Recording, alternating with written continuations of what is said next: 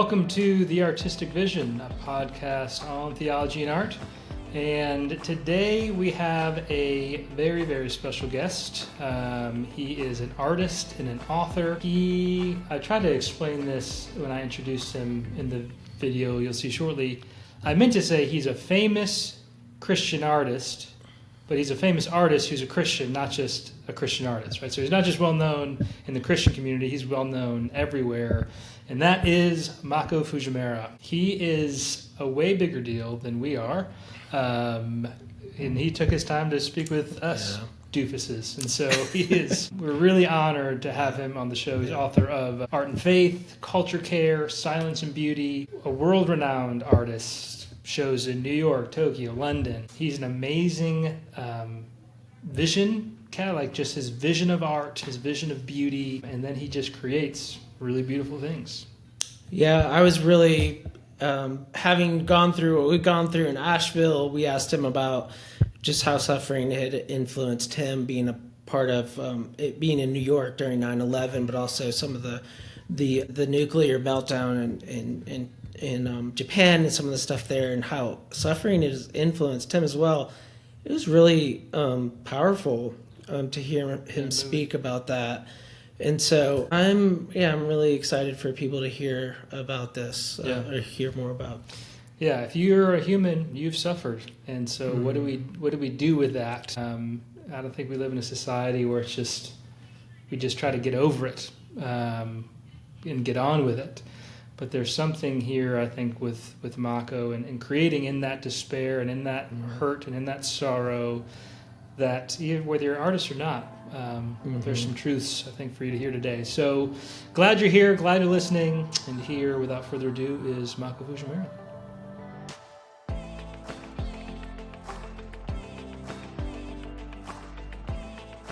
Welcome back to The Artistic Vision. Today we are honored to have with us Makoto Fujimura, an artist who, as I usually introduce you, if you don't mind, I say he's a Christian artist, but not like the adjective is not the power there, but he's like a respected artist in all places.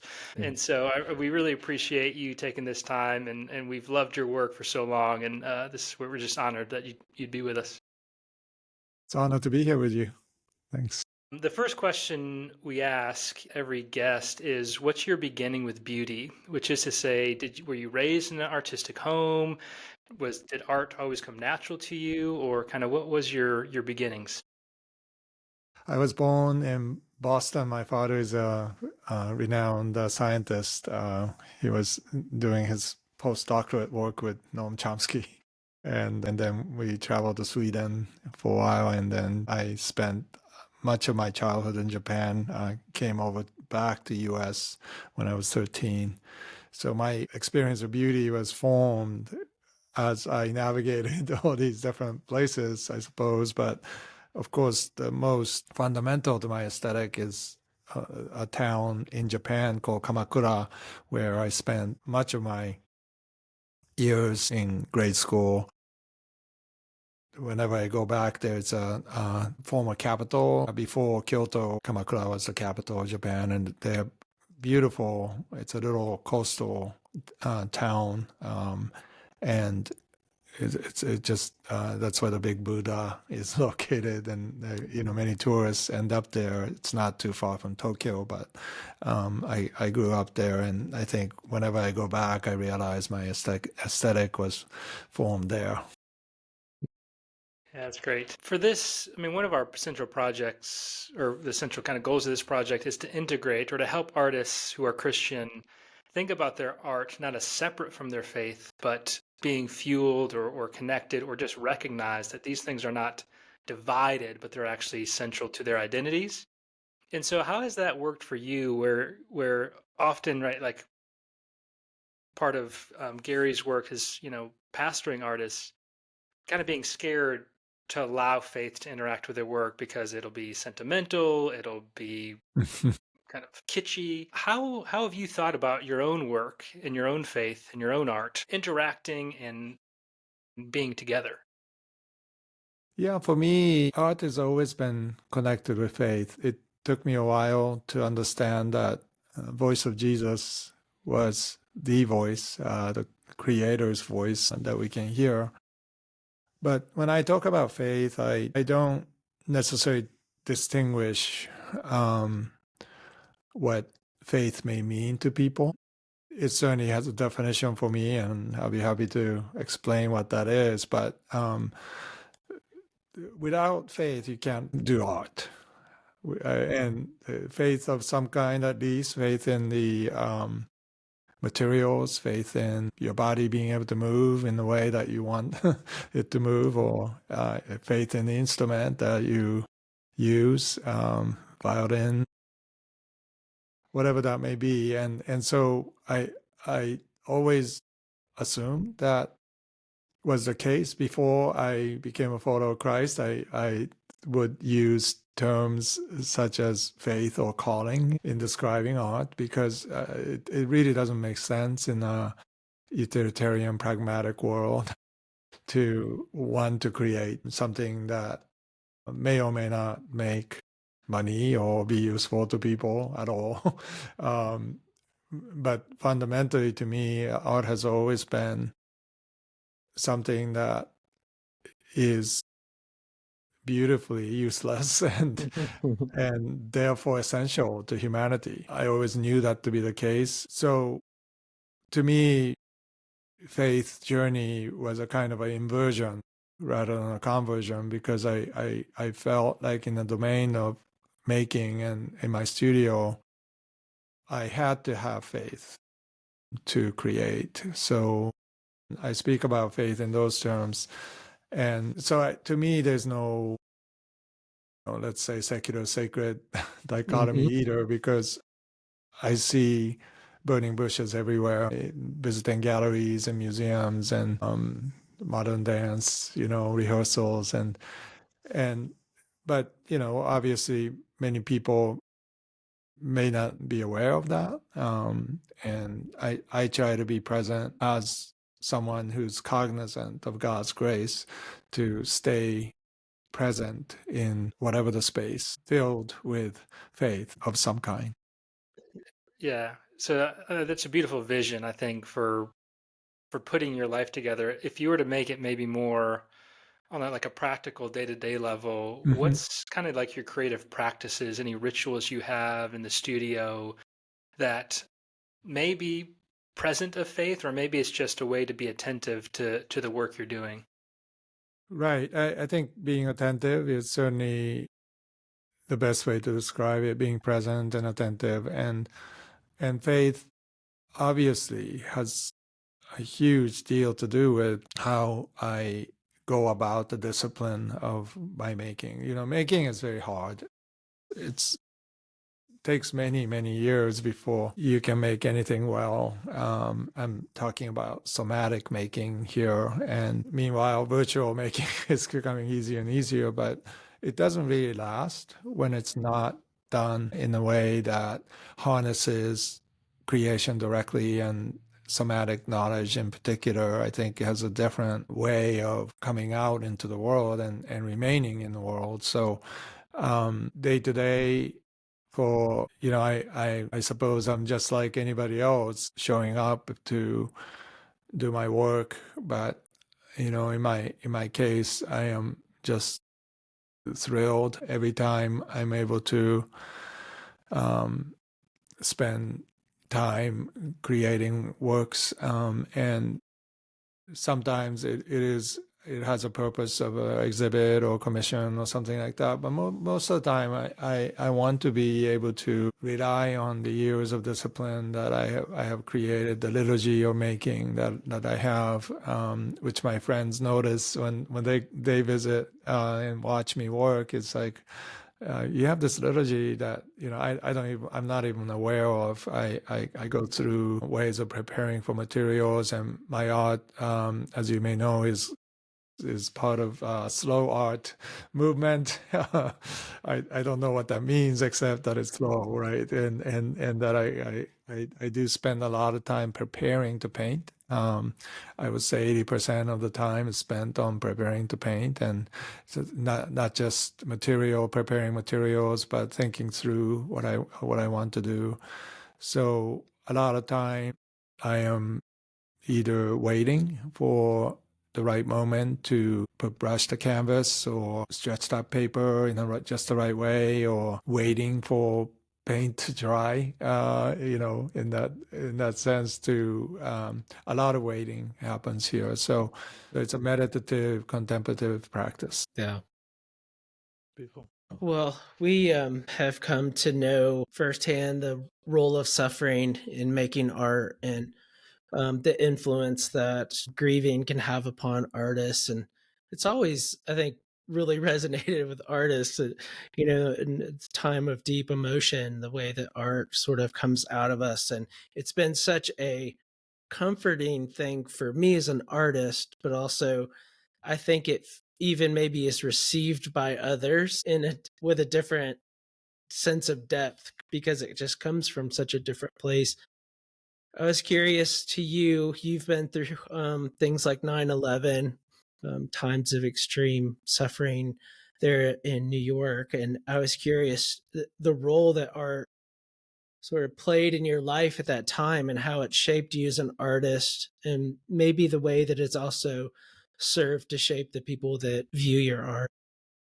Yeah, when I heard about what happened to Asheville, I started this painting, which you can partially see. Yeah.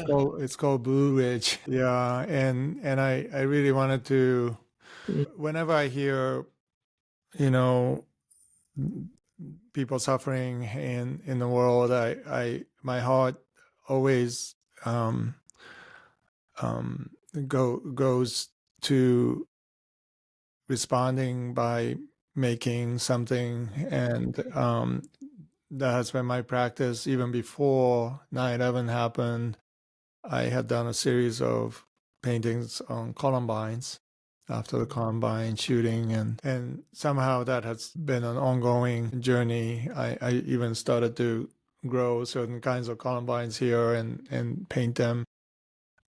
But then, of course, 9/11 and going through that trauma, I really had to confront it in some way, in my own way, and that was to paint so many images called water flames, that layers and layers of what I hope is a sanctifying fire of God that I can walk into.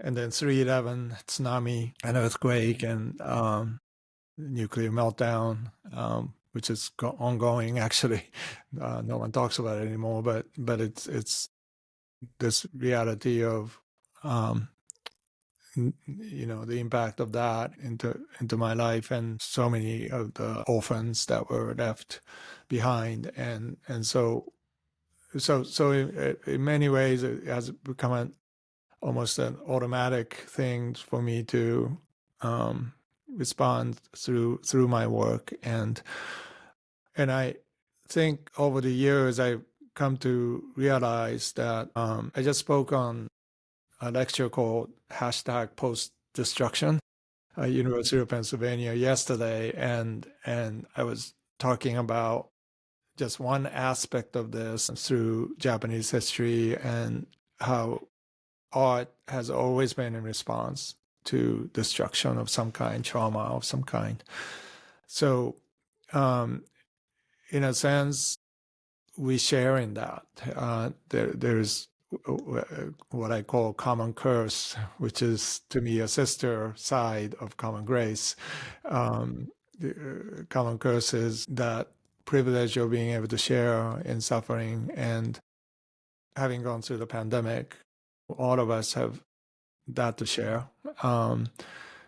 And trauma is universal, and particularized trauma can be accentuated and of course devastating. And I know, going through that in Asheville communities and the challenges of that, know firsthand what recovery from disaster is like, how long it takes, and in a sense you're never over it because you're always reminded. In a sense, you don't want to forget how it felt, because that allows me at least to access reality that I knew intimately, and I know intimately, and that I can hopefully speak through my work, something that help people to journey in this post-destruction time into something new. Nice. Thanks. That's beautiful. Yeah, I mean, I'm the non-practicing artist, or don't feel like I have a good art form that I do. Do you guys ever feel, I mean, this is maybe a question for both of you. I would imagine like post-destruction, it can feel like the despair would maybe be a creative block. Is it ever a creative block for you, or does it feel like this is just like the natural output of what to do with the despair is to create? And what do you do in those times where it feels like this is just too much, I can't do it right? I mean, to be honest, that's always there, but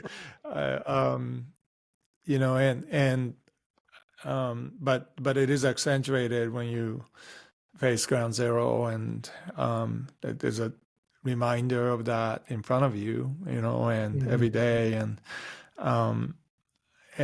I think maybe that's the honest reality of where we start, and there's no question that can be paralyzing, and maybe we need to wait until we have a sense of what that paralysis points to, and find out communally if there is a way forward that is honest and vulnerable. But at the same time, I think we are built to create when we do not see the future. The reason why we find art so inspiring, whether it be novels of Hemingway or Van Gogh or Emily Dickinson or Dante, you're looking at people who have faced despair. Mm-hmm. Yeah, they chose to create something new. And so to me, it's kind of a baptism into the reality that we all have to face in some way. Good. You mentioned even in your beginning answer, but even in the suffering answer about the suffering that you've seen in Japan, that you have this kind of Western, being raised in the Western world and the Eastern world. I'm curious, how does an Eastern way of visioning beauty either challenge or add to a more Western conception of beauty? Yeah, I realized this when I was writing my book, Silence and Beauty, based on Shusaki Endo's novel Silence. And I traveled to Japan and went to Nagasaki, which I just talked about yesterday as well. But, and how the Western mindset sees repair and fixing as the first thing we think about. So I'm sure that's the case in Asheville. How quickly can we recover? And that was the case in New York City as well. But then, you really think about particularly the victims' families and people whose grief is never over, really. Even if you have a brand new building in front of you, it's not like you fixed it, and then also realize that there are many places in the world where ground zero is never made new. It just remains devastated. So what does that mean to this act of, it almost feels like this futile act of trying to regain footing in creating something new into the world, right? And I draw upon so many more Eastern ways of seeing the devastation, and example is kintsugi, art of kintsugi, this gold mending of fractured tea vessels. And you look at that and the whole actually tea tradition that came out of Japan in 16th to 17th century Japan, where it was the most violent, conflicted land in the universe at the time. And if you watch Silence or Shogun, the FX series on recently that won many Emmys, you realize like, oh, it was at that time that this art form of tea, which is probably the most integrated form of peacemaking in the world, that came out of that time, that violent time. So, and there are many ways that Senno Rikyu, the tea master, who is probably the most important figure in Japanese aesthetic history, has created a language of beauty in time of this violence, and literally called feudal war times, Sengoku Jidai. And so I draw upon that as a way, as well as more recently, I have found Korean history and poetry and language and objects that they created while they were being invaded by the Japanese, unfortunately, and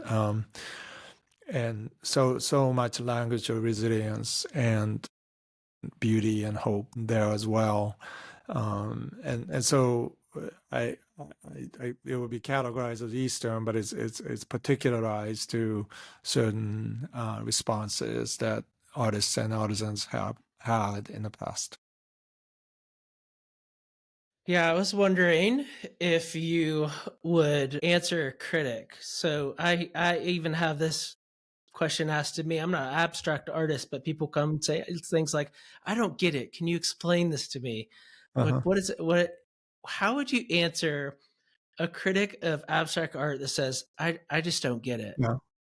Well, I say I'm not an abstract artist. Yeah. I don't like that term abstract because Yeah. it just assumes so much there. I call my art essentiation, and I love that. that's how Rothko would have described what he was doing. He didn't like that word either. And people have this mindset like, well, there's nothing there. And in a sense, that's true. But, like I asked them, like, oh, do you enjoy fireworks or classical music or jazz? All those would be considered by most definition abstract, which I don't agree with. But, that's what other people define abstraction. So beauty is so, so abundant in so many angles that I don't think we realize what we're seeing. And I don't know if, we have these easy way of creating false binaries, abstract versus representational. But if you talk to Andrew Wyeth or, he was creating abstraction through his work, which is representational. That's interesting. And so it doesn't stand up to people who talk about their own works, and if you want to learn about art, you should learn to speak to artists and ask them, and by the way, people didn't understand Jesus either, right? So he spoke in parables, and they said the same thing, they're like, what is this guy saying? Like, explain it to me. Yeah. And that's okay to ask, but you should ask the right person, and you should be ready to expand your mind a little bit, and rather than come with this prescriptive lens, upon demanding an answer that you already think is that you're right. That's what bothers me the most is, art creates this wonderment and curiosity into the world. If we are able to open our hearts to that, and in fact, to me, that's what art is all about. That's what I want people to experience. Yeah, Jesus used representational images to create abstractions Yeah. oftentimes. And I think it's in the same way. I think for art, it is so much in the eye of the one who's seeing it. And so Yes. in that formation, and in whether they're coming and asking you about it, and the openness to be able to grow and to learn is forming their vision. I think that's such a beautiful responsibility of an artist, is to realize the way that we influence the way people see. Yeah. Yeah, one of the things I use you in our book, which is part shameless plug, but also just to say, like, a sacramental artist who does in sacrament, right? It's a material thing that represents a spiritual reality. That even like the way you use the material, like there's a sacredness to your material process, your slow process that you talked about, that is showing something that may not, yeah, it may not be representational in the popular imagination, but is revelatory. It is communicating something, and so both that material and spiritual, I think, play at work in your art. That's really beautiful. So thankful for that. The last question we ask, which is just to give you the final word, we're targeting kind of, we want Christians who are artists to listen. What would be a word that you would want to leave them with? What advice, what encouragement would you want to say to them? Yeah, I write about this in my book, Art and Faith, but the word new in biblical terms, so, we in Christ we're a new creation, right? Um, kainos, creation, and also another word, Greek word is neos, but they both point to this extravagant newness or paradigmatic newness, that. So I talk about, newness in biblical terms is not a new iPhone, or new clothes or new car. It's something of newness that breaks open how we even in a limited view try to define that word. So it's not just a caterpillar becoming a butterfly. It's a new, entirely new way of looking at a species, and so we don't understand it. Like we say, well, this is new, but in the gospel, which is newness, we preach it as if it's just new. It's a new thing that you can kind of understand with your mind and put it in your little box, and then Jesus is going to help you with that. Well, I don't think so. I think it's just so mind blowing. It would literally transform you, if you imbibe it. And the Eucharist is, this reality that breaks in through ordinary bread and wine, which I note in the book. By the way, you have to make them to have this experience, and God somehow waits until human beings create. Wine is kind of difficult to make, it might take generations. And so God waits until we make to show up, right? And so I think of that newness as a way to reframe our lives and how we see the world, as your book is about, and how we might move forward in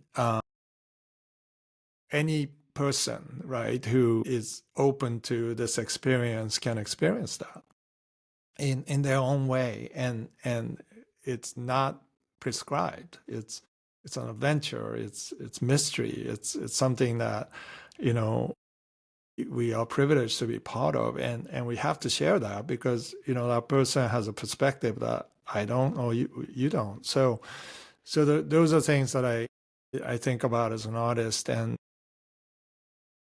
I feel like that would be one word, kainos. Good. That's great. Well, we've come to the end.